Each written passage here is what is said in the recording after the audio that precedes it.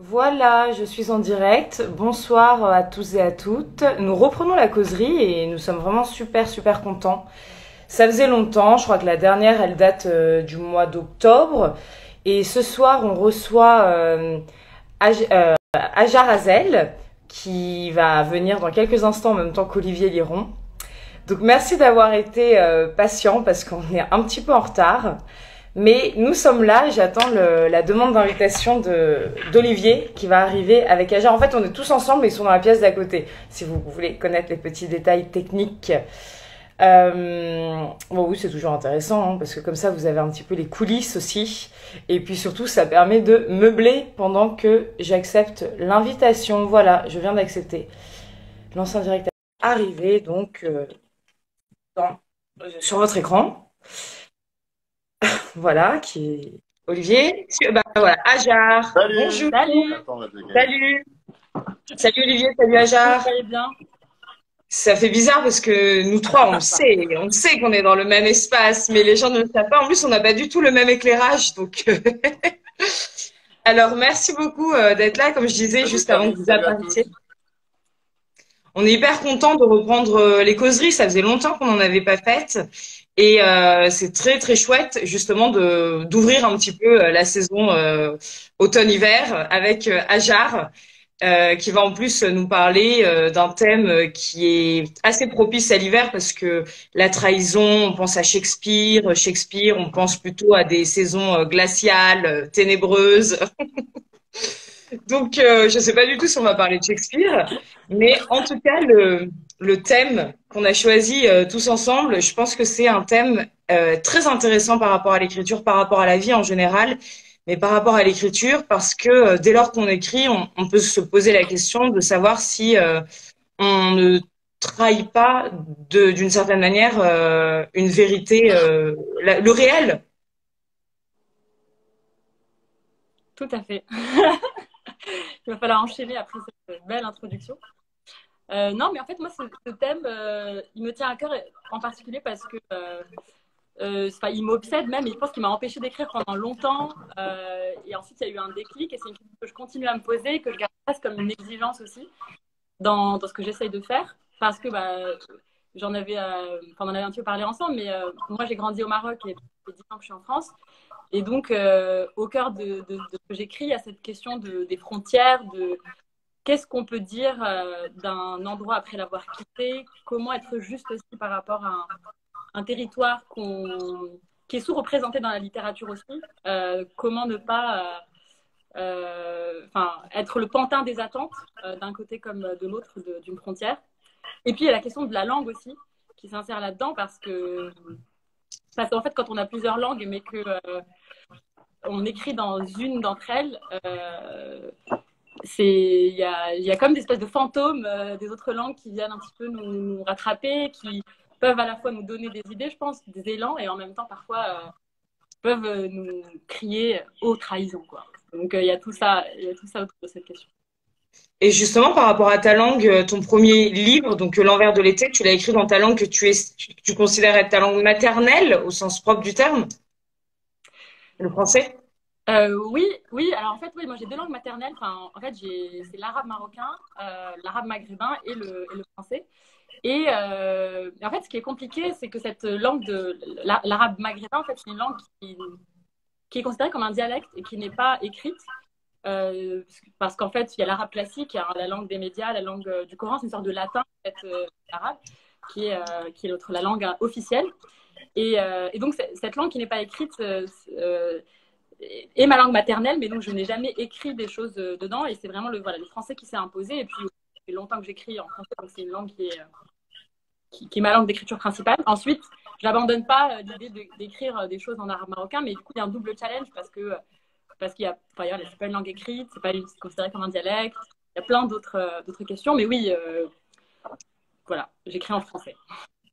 D'accord. Et justement, comme dans ce livre, tu mets au cœur de l'intrigue des histoires familiales très intimes et très fortes. Est-ce que justement, au-delà de la langue que tu as choisie, hein, mais le fait de prendre la parole, de prendre la plume et de prêter des voix, Est-ce que c'est quelque chose qui t'a paru être un acte de audacieux, de courage, voire d'affranchissement? En fait, je pense que il y a quelque chose qui m'intéresse, mais je pense que finalement c'est un truc qui rassemble tous les auteurs, c'est de déconstruire des mythes. Et donc dans ce roman, en fait, ce qui m'a guidée au départ, c'est l'été d'abord, cette saison que Camus a écrite d'une manière fabuleuse, qui est aussi la langue, pardon, la langue, qui est aussi un thème voilà, récurrent dans les films, etc. Et j'avais envie de raconter un peu les coulisses de l'été, les coulisses de ce bonheur qui, dans cette saison, qui est une saison de stockage des souvenirs, où voilà, on doit tous être, on dit 1, 2, 3, tous heureux ensemble, il faut y aller, il faut que ça pulse, il faut que ça aille dans tous les sens. Donc je pense il y a eu ça. Et après, effectivement, la famille fait partie des thèmes qui sont venus, mais malgré moi aussi, parce que je pense qu'il y a plein de choses qui ressortent. Et après, la deuxième chose qui m'a guidée, c'était à nouveau cette histoire de frontière, c'est-à-dire comment on peut raconter un endroit, donc ce village, Tef, le village imaginaire, à travers à la fois le regard de quelqu'un qui ne le connaît que d'été, donc le personnage principal, mais aussi à travers le regard de ceux qui n'ont jamais quitté cet endroit. Et pour moi, les deux disent une vérité. Et ça revient à ce que je disais, c'est justement, c'est comment on arrive à raconter des choses en écrivant sur la frontière, quoi. Vraiment à la frontière et avec des faisceaux de points de vue, sans que ce soit caricature, il y a un point de vue, distribuer des points de vue, un personnage, un point de vue. Mais en tout cas, c'est quelque chose qui me hante et qui a été un peu exploré dans ce premier roman, mais de manière, je dirais, il y a encore plein de choses à faire sur cette question des mythes et de la de la transgression aussi ou de la déconstruction des mythes, quoi. Merci beaucoup. Et Olivier, tu veux pas, toi qui as qui as été un des premiers à lire ce très beau roman, tu veux pas en parler un petit peu justement et de dire aussi ce que ça t'a évoqué par rapport à ça, ce que vient de dire Ajar, qui est hyper intéressant sur la transgression des lieux, la manière de faire Ouais, vivre les mythes. c'est hyper. Voilà, voilà, c'est super, comme ça on nous voit tous les deux. Oui, c'est vrai que ce qui m'a plu dans ce roman, c'est que donc Ajar, tu parles de ce territoire-là, et quand on a préparé un petit peu cette causerie, tu évoquais cette notion aussi qui est importante pour toi de territoire, et à travers cette géographie en fait que le roman dessine, le tien et le roman en général, une géographie intime, une géographie avec des personnages. Il y a le personnage de la grand-mère qui est très très beau, qui s'appelle Gaïa, c'est ça je crois, qui détient un petit peu aussi le territoire ou la matrice des histoires comme ça, les récits qui s'écrivent sur le pays natal ou sur le lieu natal, les souvenirs effectivement autour de l'été, les sensations, les sentiments, les émotions. Et voilà, je me suis demandé effectivement, alors trahir les siens, en tout cas, comment raconter sans trahir ce lieu, comment trahir cette mémoire peut-être. Comment tu as écrit du coup qu'est-ce que t'évoque cette notion de territoire du coup? Mais en fait ça, c'est trahir les siens. Là, dans mon cas, c'est trahir du coup un territoire peut-être où déjà la langue principale n'est pas le français. Trahir effectivement une famille en racontant des secrets, même s'ils sont fictifs, mais c'est quand même déconstruire la famille comme idéal, comme en particulier dans les sociétés méditerranéennes, où on est vraiment les uns sur les autres, où dire c'est la valeur maîtresse, c'est-à-dire que moi je ne connais pas les métiers de maison de plantes, je les ai pas je les ai, j'en ai entendu parler très tard dans la vie, c'était pas tout ça qui était important, c'était vraiment autre chose. Et aussi se dire que ceux qui nous inspirent peut-être ne nous liront pas. Et ça, c'est pas que le cas, je pense, d'un territoire comme le Maroc dans mon cas, ça peut être le cas d'une classe sociale, ça peut être le cas d'un autre pays. Je pense que la particularité dans mon cas, c'est que c'est un pays anciennement colonisé par la France, donc qui en plus va voir cette incarnation de la langue, une langue, un territoire de réception, qui est un territoire qui domine mon territoire d'inspiration. Et en même temps, je pense que c'est justement tout ça c'est presque une condition de possibilité de l'écriture, parce qu'il y a ce décalage et parce qu'on se dit que justement, c'est ça qu'il faut raconter, parce qu'en fait, par exemple, il y a un personnage qui est analphabète, qui est Nina, qui est hyper important pour moi, qui est en fait un personnage qui au début est un petit peu là sans être là, etc. Et donc, May, le personnage principal qui passe tous ses étés dans ce village, décide de retourner plus longtemps auprès de Nina en particulier. Elle va découvrir toute son histoire et c'est un personnage qui prend de l'ampleur et qui prend une force. Et c'est presque une allégorie de ce territoire-là. C'est comment des gens analphabètes, peut-être qui ne lisent pas ou qui ont une expérience plus sensorielle du monde, et moi j'en ai dans ma famille, voient des choses que peut-être nous on ne voit pas. Et moi, il y a des fois où je me dis, mais qu'en fait, voilà, je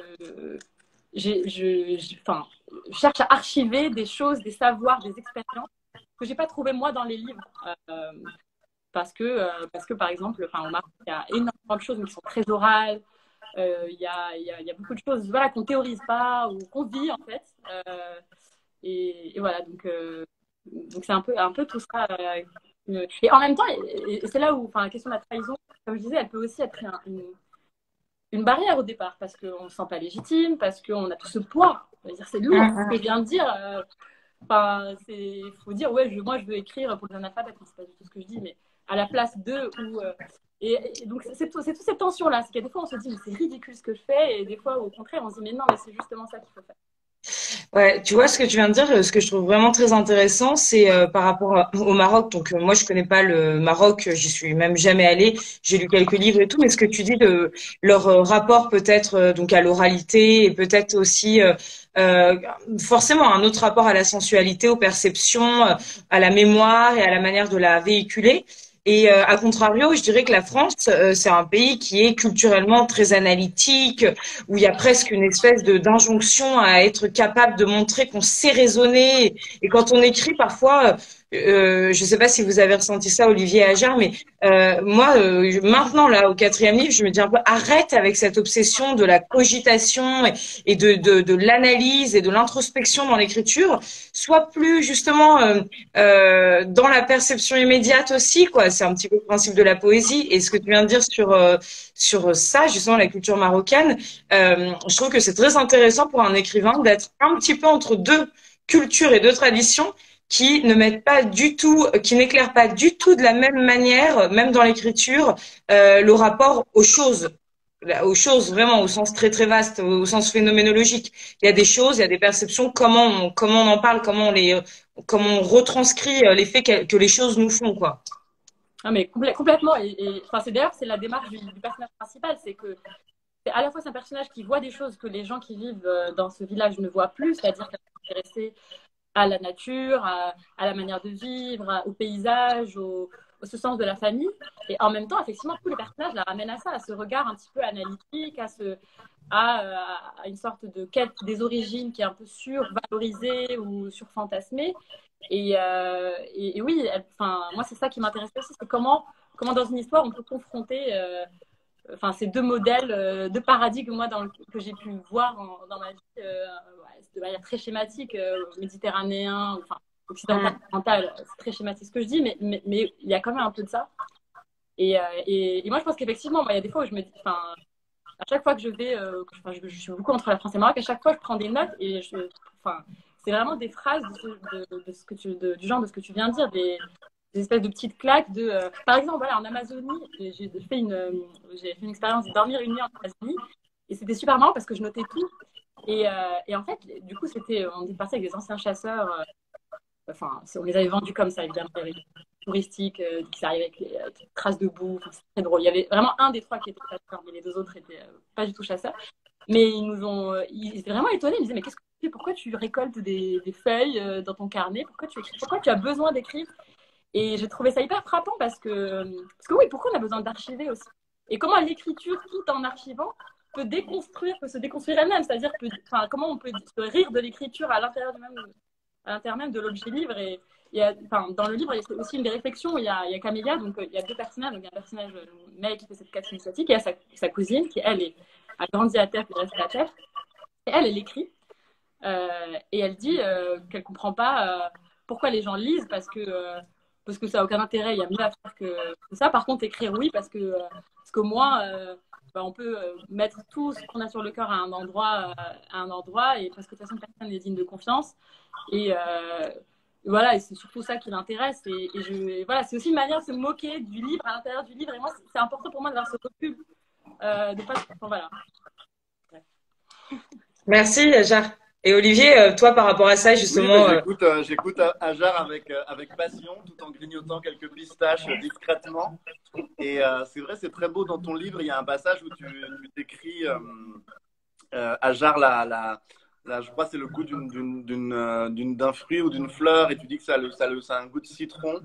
J'avais noté ça justement. Les Euh, oxalis des Bermudes. ah, J'ai une voilà. passion aux plantes. Eh ben, c'est très beau les oxalis. Ça m'a donné envie de goûter donc la tige. Et alors, il y a vraiment cette mémoire de sens, voilà, sensorielle, presque, oui, sensuelle, toute cette épaisseur de sensation qui échappe effectivement, parce qu'il y a une vraie réflexion dans ton roman sur les signes, sur qu'est-ce qu'on peut percevoir de la réalité avec ou sans le langage. Et il y a vrai cette réflexion presque au sens de Roland Barthes, quoi, d'une réflexion vraiment sémiologique sur qu'est-ce que les signes peuvent dire du monde. Et c'est vrai que moi, c'est quelque chose qui me touche, l'idée de garder des traces, même si l'écriture a toujours quelque chose d'un peu empesé et grotesque parfois dans certaines situations. Sans aller en Amazonie, je me souviens un jour dans un stage de danse, tout le monde dansait et moi, étant incapable de danser, j'écrivais. Ils me regardaient tous, mais pourquoi tu ranges pas ton petit carnet à la con et tu viens danser avec nous? Une sorte d'inadaptation au monde qui révèle l'écriture. Et il y a un roman qui me fait penser à un bouquin qui s'appelle Oreille rouge de Éric Chevillard, un écrivain français qui part au Mali dans le cadre, je crois, d'une résidence d'écriture et qui se tourne beaucoup en dérision l'expérience de l'écrivain voyageur qui arrive et qui s'empare du réel qu'il découvre. Et donc Chevillard se moque beaucoup de lui-même et c'est assez intéressant, je te le prêterai d'ailleurs. Ouais, bah ouais, ça m'intéresse. ouais, parce que dans la démarche même d'écrire, je trouve ça quand même plus intéressant de reconnaître déjà au moment où on écrit, il y a un petit problème. Si j'en suis là, je veux dire, je pourrais faire tellement de choses, je suis en vie, je suis en relativement bonne santé, il y a plein de trucs qui se passent dans le monde, plein d'endroits, plein de gens à rencontrer. Non, non, je vais m'enfermer, je vais me rentrer dans ma petite tête avec mon petit crayon, mon petit clavier. Et bon, donc ça peut, mais ça c'est complètement cliché de dire ça, mais en même temps c'est vrai. Moi, je suis toujours frappée quand j'écris, il y a toujours un moment où je sors de moi-même, je dis, mais tu te rends compte de ce que tu fais? Il y a quand même un gros problème, quoi. C'est-à-dire que la vie n'est pas illimitée. Toi, tu décides d'être là, puis parfois de reparler de choses que tu as vécues en essayant de... Mais tu as dit le bon mot, Ajar aussi, tu as dit, enfin, le mot mystérieux, je trouve, il est assez porteur, c'est archive. D'ailleurs, je connais pas l'étymologie du mot archive. Je connais l'étymologie de très peu de mots, mais c'est un super beau mot, je trouve, parce que quand on pense à archive, moi, je pense pas à quelque chose de poussiéreux. Je me dis pas, ouh là là, on ressort les trucs, les vieux dossiers. Au contraire, je pense au mystère, à ce qui est crypté et ce qui a peut-être été, quand on l'a vécu, pris dans le flot du vivant, bah, finalement, on l'a perçu d'une manière très organique. Et au moment où ça devient des archives et qu'on les traverse et qu'on vient les ressaisir, bah, là, on les visite, on les traverse justement avec autre chose que juste notre corps et nos sensations. Et on pourrait se demander c'est quoi cette chose avec laquelle on les interroge. Est-ce que c'est la conscience? Est-ce que c'est l'imaginaire? Est-ce que c'est notre curiosité presque enfantine ou originelle du mystère des choses? Et je pense que l'écriture, c'est aussi ce qui permet de combiner bah, tout ce que revêt la conscience d'un peu mystérieux qui nous fait faire des choses mystérieuses, quoi, comme écrire. Ouais, non, mais je pense que, ouais, en tout cas, ça résonne beaucoup ce que vous dites. Et oui, je pense qu'effectivement, il y a aussi ce côté créer un monde, en particulier quand on est entre deux mondes, qu'on a quitté son pays. Évidemment, moi, je ne suis pas du tout venue en bateau. Enfin, j'ai eu des conditions qui m'ont permis de faire. Comment recréer un endroit où deux mondes, deux pays, deux langues, deux vécus peuvent cohabiter. Et du coup, alors ça fait super béni oui oui de dire ça, mais pour moi, c'est vraiment ça, c'est un endroit et où mes mondes se rassemblent et mes expériences se rassemblent et tricotent et une cohérence qui se recrée entre des fragments, parce que moi j'écris beaucoup en fragments aussi, donc ce que tu fais Roland Barthes enfin, complètement, je trouve que c'est ça qui est sincère, c'est des moments de qualité qu'on tricote, et la partie de tricotage parfois c'est chiant d'ailleurs, j'ai vraiment beaucoup de mal, mais oui, enfin, et un monde émerge en soi, c'est un monde qui est la fusion de ces deux mondes-là, de ces deux territoires-là. Ouais, et pourtant, c'est une grosse frontière, un livre, en fait, parce que du coup, c'est deux territoires. Voilà. ah ouais, c'est intéressant que tu dis ça. Et pourtant, tu vois, tu dis que c'est l'émergence d'un monde, et c'est vrai. Et en même temps, c'est aussi un monde qui a qu'une envie, c'est d'aller rejoindre d'autres mondes, en tout cas de faire écho à d'autres mondes.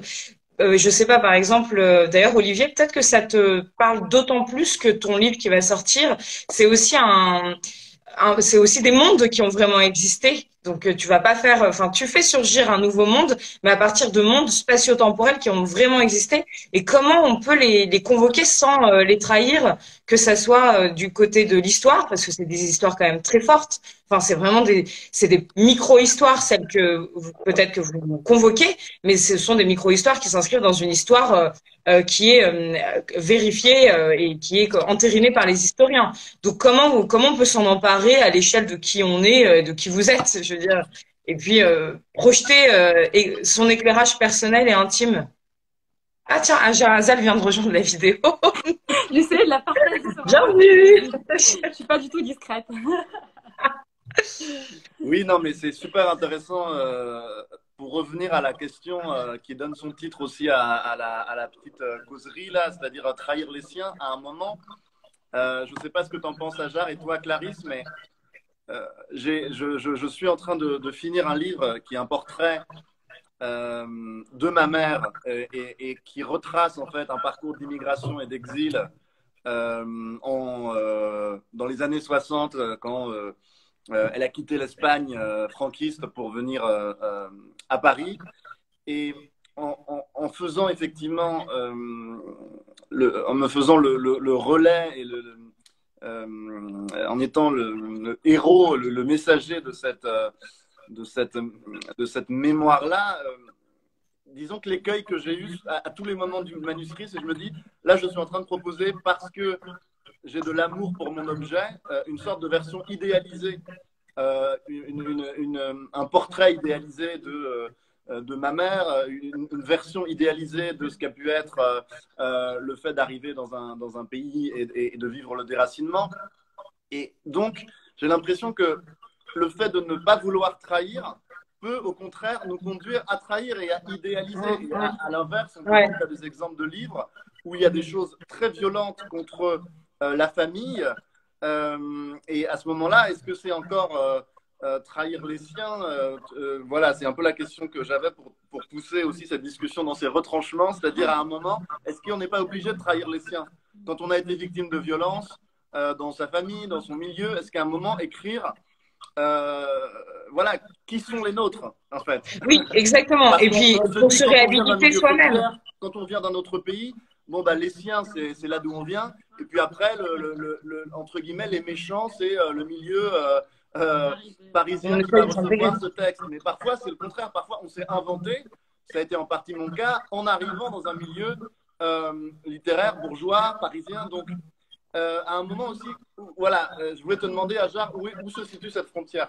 Ouais, c'est une question hyper complexe. Parce que, alors, oui, en fait, c'est une question complexe. J'allais dire, la différence, c'est qu'il y a une histoire douloureuse, mais c'est le cas aussi pour le classe sociale entre le Maroc et la France. Mais oui, je pense que c'est une vraie question. Et c'est vrai que là, ça nous ramène aussi à la question de comment ne pas se trahir à l'intérieur et comment rester juste et sincère. Et je pense que il ne faut pas se trahir soi, déjà. Ce ne sera pas une conclusion, parce qu'on va essayer de encore faire des bougs et du dépassement de tout ça.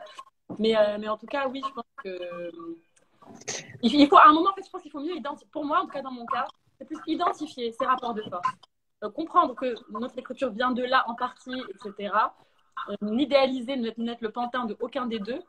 Et une fois qu'on a mis ça de côté, justement, c'est là que la création commence. Parce que sinon, on écrit juste sur quelque chose qui est connu. Oui, je viens de telle classe, ou oui, je viens de tel pays. Et puis, la création, enfin, je veux dire, ça ne fait pas une œuvre. Enfin, c'est un constat de départ. Il est important parce qu'on peut se faire prendre, je pense, dans quelque chose de la manipulation aussi. Enfin, je veux dire, être un porte-voix de quelque chose qu'on n'a pas prévu d'être. Et ça, moi, je fais très attention. C'est pour ça que je n'ai pas situé. C'est pour ça que je fais attention parce que je connais le contexte politique aussi. Mais c'est enfin après ça, après ne pas avoir situé, après avoir décidé de mettre des faisceaux de point de vue, qu'on peut se poser la vraie question de soi, qu'est-ce qu'on veut dire nous et qu'est-ce que. Et après, elle est tout aussi vertigineuse que la question de comment écrire sans trahir les mais à un moment, je pense qu'il faut se concentrer là-dessus. Je ne sais pas comment toi tu l'as vécu au final par rapport je pense qu'on est quand même obligé à un moment de prendre parti là, effectivement, sur ce projet, ça a été vraiment écrire pour euh, les miens et ceux que j'identifiais comme les miens, à savoir ma famille et en particulier cette lignée maternelle, mes parents.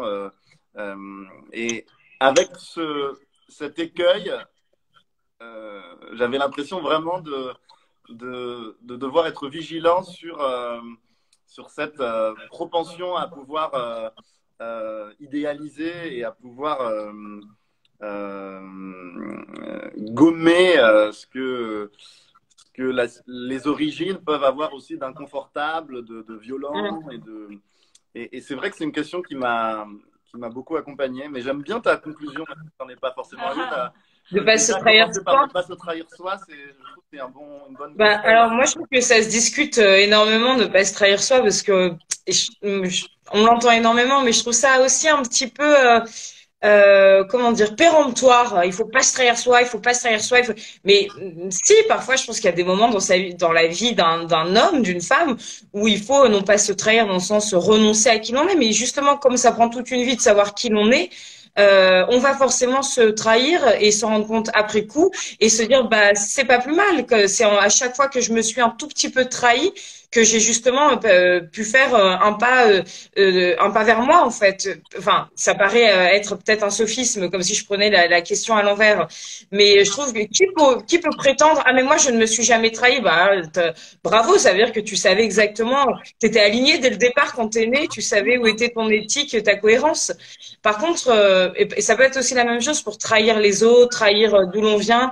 Ça aussi, ça peut prendre très très longtemps de savoir qu'est-ce que sont les autres pour nous puisqu'on choisit pas sa famille, après on choisit ses amis, mais dans quelle mesure on les choisit vraiment? Est-ce que c'est pas des reflets aussi de notre famille ou ou le contre-exemple justement? Et la question de la trahison, elle me semble prendre tout son sens peut-être à la fin d'une vie, quoi, quand on a un petit peu plus cheminé vers qui l'on est, enfin, vous voyez ce que je veux dire? Au moment même où on vit, est-ce qu'on est conscient de qui on trahit et qu'est-ce qu'on trahit et est-ce que finalement on n'expérimente pas? Enfin, comme tout absolu, c'est un truc qui guide plus que quelque chose qui se réalise vraiment. On dit c'est bon, là j'ai trahi ou j'ai pas trahi. Et par contre, moi, dans mon cas, personnellement, je pense que c'est hyper important pour moi quand même de l'avoir guide tout au long de ma vie parce que c'est une exigence, c'est aussi quelque chose de politique en fait. C'est quelque chose de politique, c'est de se dire j'ai pas envie enfin oui, j'ai envie de essayer de toujours faire un travail critique sur moi-même pour essayer de bien me rendre compte que là je suis pas en train de voilà d'être complaisant vis-à-vis d'une ou parce que moi il y a forcément deux attentes. Il y a les attentes de mon territoire d'inspiration parce que le Maroc pour moi et puis l'espace où on me lit. Donc il y a des attentes différentes. Donc, typiquement par exemple, quand on en tant qu'auteur maghrébin, on a énormément d'attentes. Par exemple, moi, je n'ai pas situé mon roman. Il y a des gens qui l'ont situé pour moi en disant alors les décors marocains de ton roman. Il n'est pas du tout situé. Enfin, je veux dire, tu les vois où donc, ils n'acceptent pas forcément les règles du jeu d'un livre. Donc, le livre, il n'échappe pas. Pour moi, c'est une exigence aussi politique de dire si je situe des choses, si par exemple, je sais pas comment tu as fait toi, mais par exemple, là, moi, je commence à peine, mais dans la suite, j'aimerais bien faire par exemple de la recherche, d'être plus exigeante dans la fiction. C'est paradoxal, mais justement, documenter, choisir des angles, peut-être choisir aussi des figures, peut-être, enfin, essayer de réhabiliter des figures, par exemple, plutôt que absolument chercher à réécrire ex nihilo des choses. Voilà. Enfin, c'est des petites voix qui sont rien du tout, mais qui sont des petites voix pour éviter de trahir. Ouais, l'exigence, c'est un mot tout à fait qui me parle énormément et on met pas tous la même chose dans ce concept-là, mais par contre, on peut pas écrire sans exigence, ça c'est sûr. Qu'est-ce que tu en penses, Olivier? Quelles sont tes exigences? C'est passionnant. Il y a le fait que ça questionne la fiction et en même temps l'idée de document. Qu'est-ce qu'un document en poésie? On parle beaucoup de documents, en tout cas depuis 50 ans dans la poésie contemporaine, l'idée de documenter le réel, de vraiment écrire le réel, de le documenter dans tous les sens que ça peut avoir. Et c'est vrai qu'un document, c'est pas pareil qu'un monument. Quand on documente la vie de quelqu'un, on peut le faire avec amour, on peut le faire avec tendresse, on peut le faire avec aussi les armes de la littérature. Et j'aime bien cette notion de document, qui n'est pas forcément un document Word technique, hein, mais l'idée que ça écrive vraiment le réel. Alors que le monument, la géographie, la biographie des grands hommes ou des grandes femmes, c'est quelque chose qui m'intéresse moins. J'aime bien les vies minuscules, j'aime bien les vies ordinaires, j'aime bien cette idée de document. Je vais peut-être, avec Ajar, peut-être on va inviter Ouais. Ouais, c'est, comment elle s'appelle? Ouais, ok. Lina. Que je ne laisse pas rentrer n'importe qui ici. Voilà, donc on va être 3. Merci Julia pour tes commentaires. On va inviter Lila uniquement si tu as ton passe sanitaire. Ouais, exactement. Bonjour Lila. Tu nous entends bien? Tu nous entends? Tu la vois ou pas? Ouais, bah moi je vois Lila. Bonsoir. Par contre, il faut peut-être parler un tout petit peu plus près de son micro. Je sais pas si on... Ouais, super. Alors Lila, vous êtes une amie d'Ajar, c'est ça? Oui, en fait, on s'est rencontrés au NaNoWriMo. On va faire une petite pub pour le NaNoWriMo. NaNoWriMo, c'est la contraction de National Novel Writing Month et ça a lieu en novembre tous les mois. Et c'est une communauté de gens très sympas, très loufoques, aussi très drôles, qui écrivent, qui veulent finir un roman en fait en un mois. Donc moi, j'ai jamais réussi à en finir, mais par contre, à en commencer, ça a été un endroit où j'ai commencé les choses. Et du coup, c'est là que j'ai rencontré Lila. Et du coup, Lila avait commenté justement le post que j'ai mis sur la causerie, en disant qu'elle passait ses soirées avec Lina, que je vois aussi, enfin, Lynn SK, que je vois aussi dans le live, à parler de ce sujet. Et du coup, bah, enfin, je sais pas si ça te va, Clarisse, on peut peut-être te laisser nous dire un peu, bah, qu'est-ce qui entre les soirées et de quoi vous parlez. Et je crois qu'il y a Lynn qui est aussi ici, donc. Ouais, grand plaisir. On t'écoute, Lila. Ah, on t'entend pas très bien, par contre. C'est mieux sur. Ah, voilà, là, c'est mieux. Ouais. Ah, ok, c'est cool. Oui, si Lynn veut rejoindre aussi, qu'elle n'hésite pas, même si nos soirées durent 3 à 4 heures, donc on va vous épargner ça quand même. Mais ouais, c'est vrai que quand j'ai vu le thème de la causerie, ça m'a tout de suite parlé et c'est pas souvent, je trouve, qu'on parle de ce sujet de la trahison. Donc, je vous remercie pour ça, franchement. Enfin, c'est un sujet un peu sensible et tout, mais l'écriture, pour moi, c'est un espace de transgression. Et du coup, je pense que la trahison, elle est au cœur voilà, de la question des masques, de l'authenticité, de tout ça. On joue avec ça tout le temps, quoi, avec ce qu'on écrit. Moi, je suis en train d'essayer d'écrire un récit autobiographique lié notamment à l'Algérie, qui est mon pays d'origine. Et qu'est-ce que c'est difficile, donc ça m'a fait du bien, ça m'a soutenue dans ma démarche parce que en fait, je parle de ma famille, des miens, de nos rapports ambigus avec la France, etc., etc. Et en fait, c'est très difficile de nommer tout ça, je trouve, parce que j'ai peur de décevoir les miens. Alors là, il y a aussi des questions de honte et d'honneur aussi dans nos familles. Enfin, ça, c'est un autre débat un peu culturaliste que je veux pas non plus trop aborder, mais qui est réel en fait. Et en même temps, avec ce sentiment de trahison, derrière ça, il y a un désir de réhabilitation de leurs histoires et de leur parcours.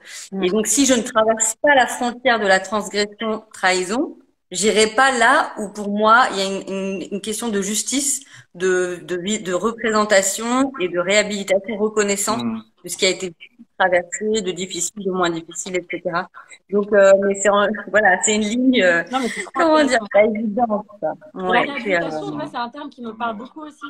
Parce qu'en fait, ouais, bah, et toi aussi, c'est aussi s'effacer derrière des figures et comment trouver la bonne justesse, enfin voilà, le bon ton. Enfin, je sais pas comment toi tu l'as vécu aussi. Oui, c'est super. Merci Lila pour tes mots sur la causerie et puis pour cette question. C'est vrai, Clarisse, je ne sais pas ce que tu en penses, mais il y a cette chose assez belle de se dire dans certains cas, dans certaines démarches, oui, je vais écrire ce livre ou ce texte pour réhabiliter. Moi, ça a été clairement mon intention. Je me suis dit, je veux faire en sorte que cette honte, parce que tu poses cette question, elle est quand même centrale, cette honte familiale. Dans mon cas, c'était lié à la fois à l'exil et puis à la misère. L'idée que cette histoire n'était pas intéressante, qu'elle n'est jamais racontée, et que finalement, avec ce livre, c'était aussi l'occasion de raconter cela et d'inverser cette honte. Et finalement, je sais que quand j'ai fait lire le manuscrit de ce texte apparaître à ma mère, elle m'a dit, bon, j'ai eu honte toute ma vie, maintenant j'ai honte d'avoir eu honte, parce que finalement, je me rends compte que c'était courageux et donc c'est intéressant cette presque psychologie de la création littéraire et comment ça joue à l'intérieur, voilà, des générations, voilà, je sais pas ce que vous en pensez. Eh ben, si je peux me permettre, en fait, on a aussi souvent tendance à dire pour réparer, parce que c'est comme si c'était une évidence que l'écriture était réparatrice, mais réparatrice de quoi? On a tous des bobos qu'on appelle parfois des traumatismes, des choses dont on se remet ou pas, et puis réparer les âmes cassées, les destins avortés, tout ça. Et le mot réhabilitation, il peut paraître un petit peu plus solennel, mais en fait, là, en t'entendant Lila le prononcer, je me suis dit, ah mais oui, parfois, non, il y a de l'histoire qui est en jeu, donc on peut pas juste parler de réparation, parce que quand il y a des milliers ou des millions de destins qui ont vécu le même traumatisme, c'est pas juste, il s'agit pas juste de réparer une mémoire qui a été lésée ou un destin qui a été ignoré ou une vie minuscule qui a été peut-être trop mise de côté, mais un destin collectif, un traumatisme collectif. Et donc là, oui, c'est vrai que ça, c'est une autre dimension. La réhabilitation, ça me semble être un mot très important à prononcer et à faire valoir, et même avec le soutien de spécialistes, de gens qui font l'histoire, en fait. Tout à fait, je me déplace. Vous m'entendez toujours? Oui. Ouais. Oui, il y a une phrase de Kateb Yassine, qui est un auteur algérien, qui est très belle, qui dit dans Nejma, se taire ou dire l'indicible. Donc soit le silence, on peut l'assumer, on peut choisir de ne pas écrire, de ne pas dire, mais quitte à écrire.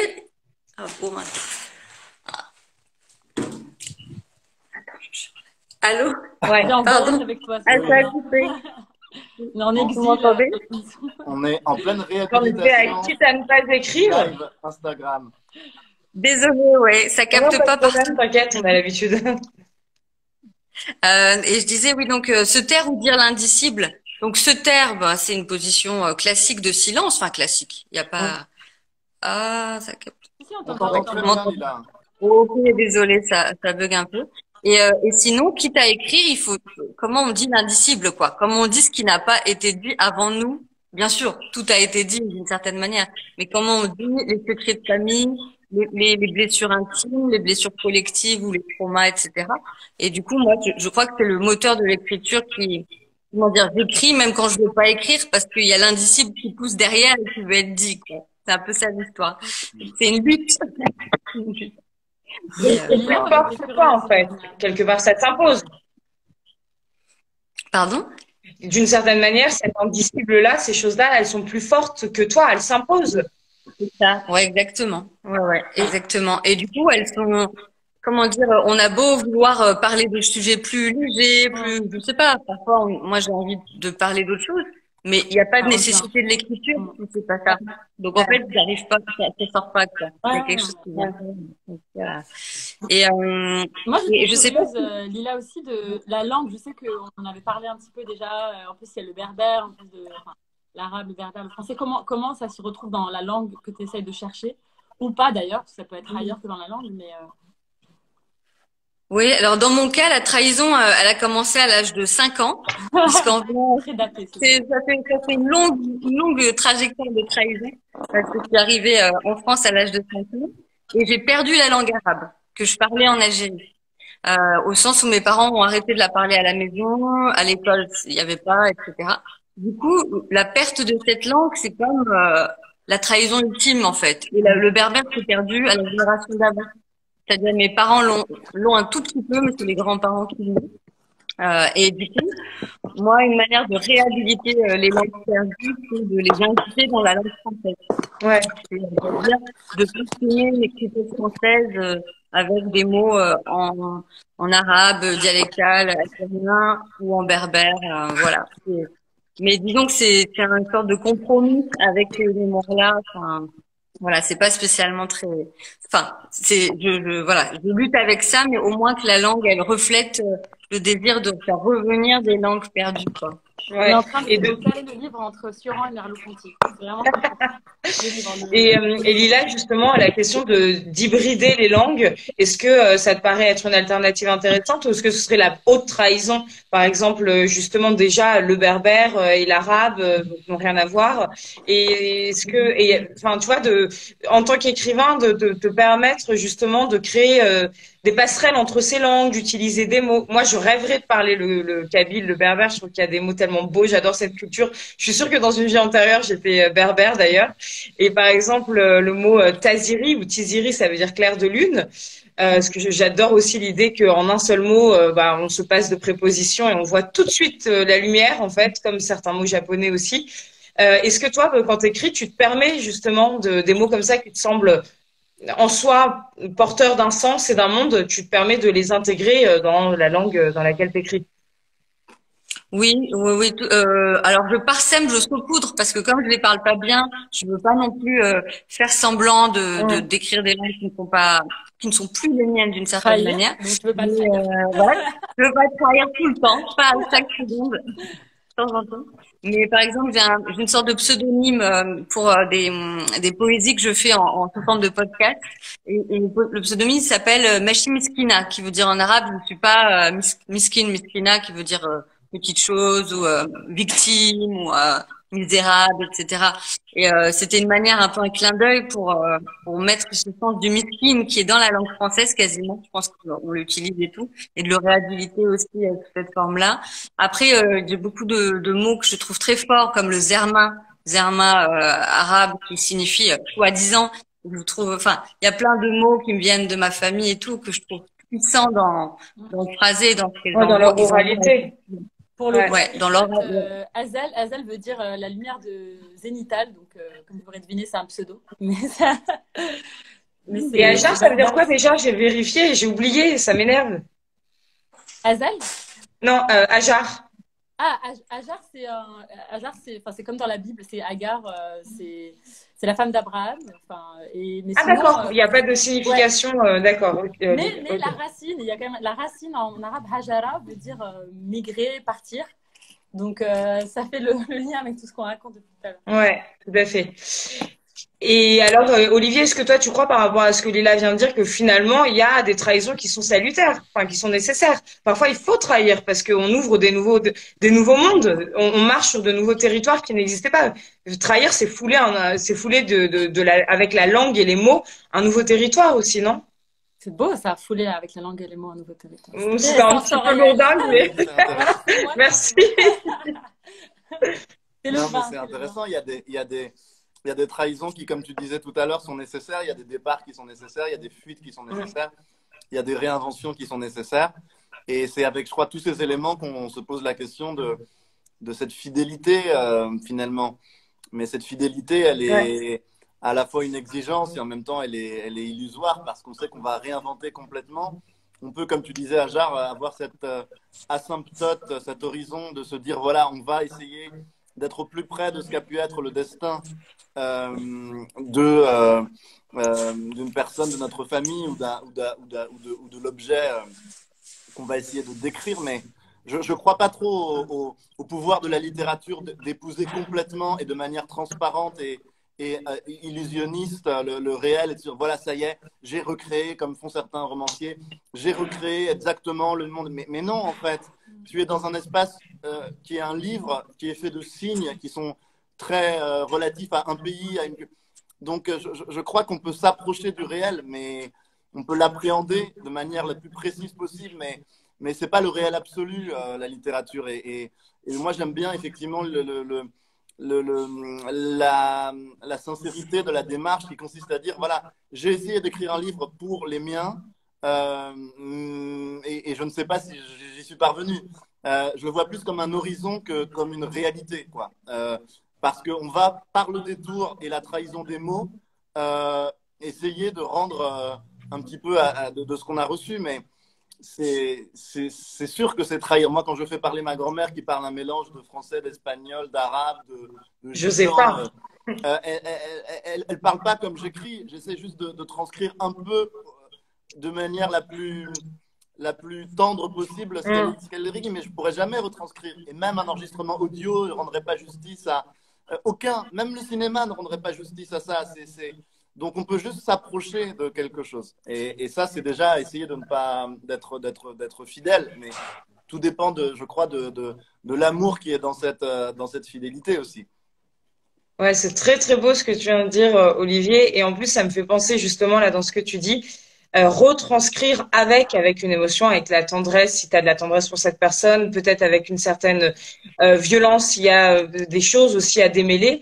Mais surtout, c'est très prétentieux, moi je trouve, de prétendre rendre ou restituer quelque chose de réel et de précis, vu que toute notre vie ne peut être qu'une grande interrogation sur qu'est-ce que c'est que ce réel qui nous contient ou qu'on contient.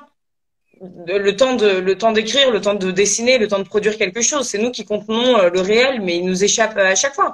Donc, ce que tu viens de dire me parle énormément parce que moi, ça m'excite le réel. Je trouve que c'est très, très excitant, tellement c'est protéiforme et mystérieux et fuyant enfin, je veux dire, ça nous glisse entre les doigts. Et en même temps, on est quand même dedans d'une certaine manière, donc c'est assez bizarre. Mais en tout cas, c'est vrai que ce que tu as dit, de retranscrire avec tendresse, comme tu le fais par exemple, ne serait-ce que le phrasé de ta grand-mère, bah c'est là que se passe aussi la littérature. C'est cette tendresse, ce phrasé, ce lien qui convergent tous les trois à travers une phrase posée sur le papier. Ajar, peut-être. Oui, non, mais moi, ça résonne énormément ce que tu dis, et je pense que ce qu'on disait, c'est des quêtes en fait, c'est des quêtes, mais par contre, c'est juste de se rendre compte que c'est une exigence, c'est quelque chose qui est important pour nous, qui est aussi, c'est aussi l'endroit duquel on écrit, enfin quelque part, et après ça, évidemment, on n'y arrive jamais, enfin sinon on arrête d'écrire, si on arrive à l'un de nos objectifs, c'est qu'il n'y a plus besoin de continuer. Et par contre, oui, moi, ça me guide. Ça me guide dans ce que je fais. Et puis, c'est hyper excitant aussi, notamment cette question de langue. Moi, cette Darija, cette langue dont je vous parlais, qui n'est pas écrite, c'est un horizon énorme d'inventivité, d'aller transgresser justement, de la mélanger au français. Parce que, évidemment, c'est une langue, du coup, qui, comme elle n'est pas écrite, il y a plein de mots qui viennent du français, qui viennent de l'espagnol en fonction de la région à laquelle on appartient. Il y a du berbère, évidemment. Donc moi, c'est aussi quelque chose que j'ai envie de faire. Après, je ne sais pas comment ça va se mêler au français ensuite. Mais oui, c'est aussi un espace des possibles, en fait. Cet espace de transgression et ce dépassement de ces conflits autour de trahir ou pas trahir. Une fois qu'on l'a dépassé, une fois que... Tout à fait.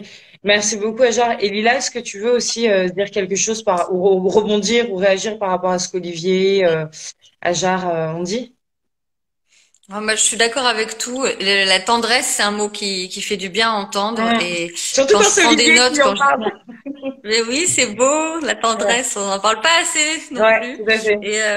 Et c'est vrai que quand je me vois enregistrer des conversations familiales ou prendre des notes après un repas de famille, après la honte, je me rappelle que je le fais depuis un sentiment d'amour et de lien profond, en fait. Enfin, il y a quelque chose.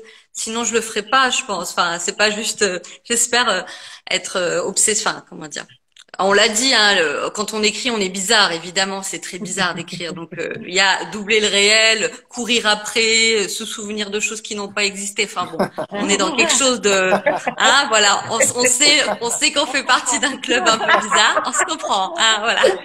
Mais on doit le faire sans doute pour des mobiles humains un peu plus profonds et beaux que ça, j'espère. Enfin, voilà.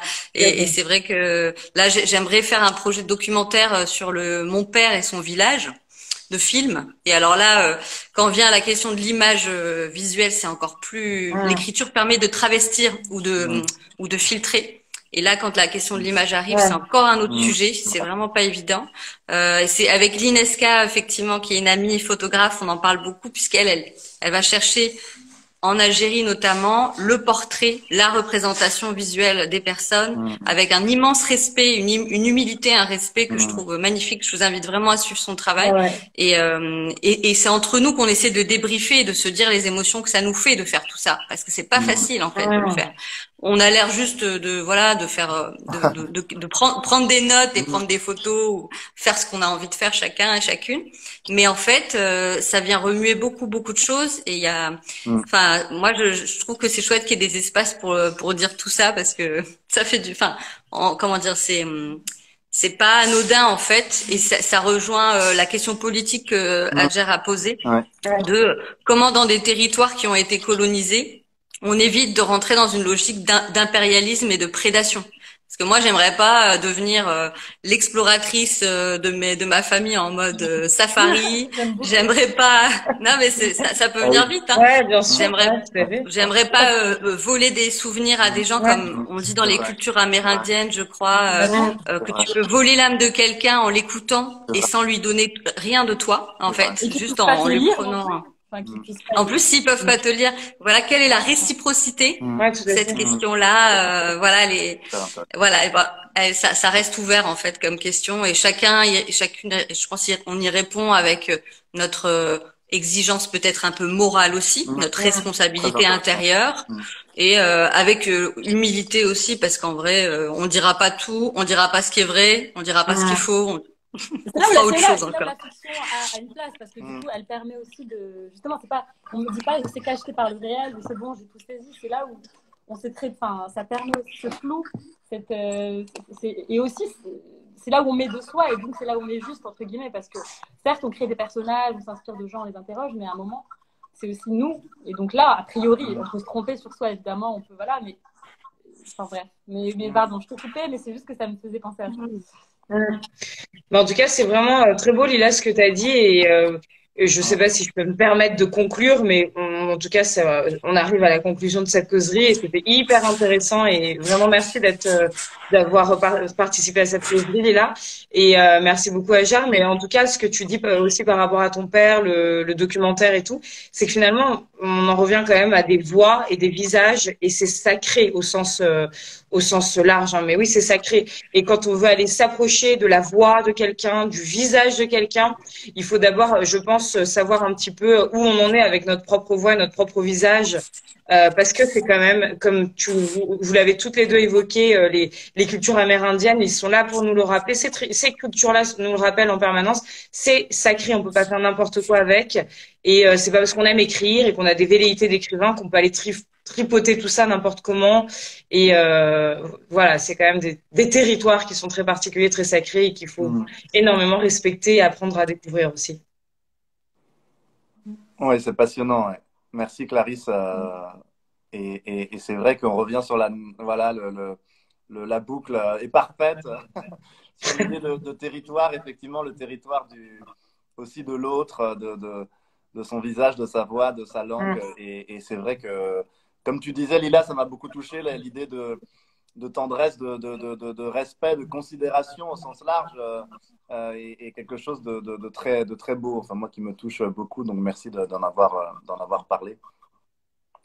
Ouais, merci beaucoup. Merci à tous. C'était vraiment super. Merci énormément à Adjer, et on encourage tout le monde à lire ton magnifique roman L'Envers de l'été. Lila, on a hâte de voir ton documentaire, de suivre ton travail. On mettra sans doute le lien aussi. Et puis merci à tout le monde. Et la semaine prochaine, c'est la semaine prochaine? Non, c'est dans 2 semaines. C'est le 9 décembre. Le 9 décembre, on sera avec Claire Berest, et on va parler du feu des mots. El fuego de las palabras. Allez, à bientôt tout le monde. Merci d'avoir été présent. Merci beaucoup. Bisous. Salut. Merci. Au revoir. Merci.